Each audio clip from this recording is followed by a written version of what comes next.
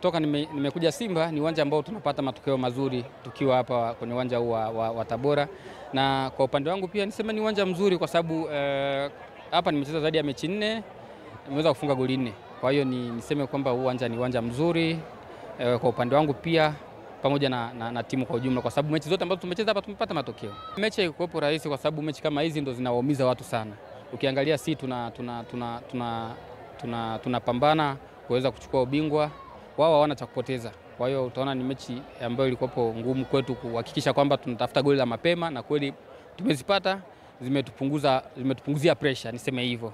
Na tumeweza kupambana kuhakikisha kwamba tumepata pointi 3 kwa goli nyingi zaidi. Kwa hiyo niseme kwamba mechi ya leo haikuwa rahisi, lakini tumeirahisisha kwa kupata goli za mapema. Kwanza nimshukuru Mungu kwa kuweza kufunga goli 2, na ni sehemu ya mimi kwa sababu mimi ni mshambuliaji. Kwa hiyo nikifunga inanisaidia pia inasaidia na timu. Kwa hiyo niseme kwamba nimshukuru Mungu kwamba nimefunga goli 2 na tumeweza kupata pointi 3. Hivyo muhimu ni pointi 3.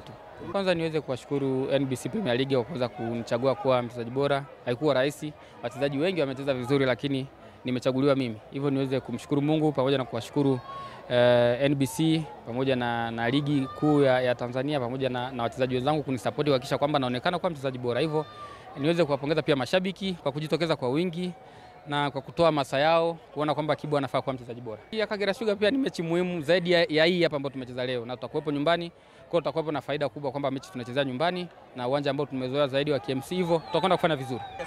Hii zawadi hii ni ya mke wangu.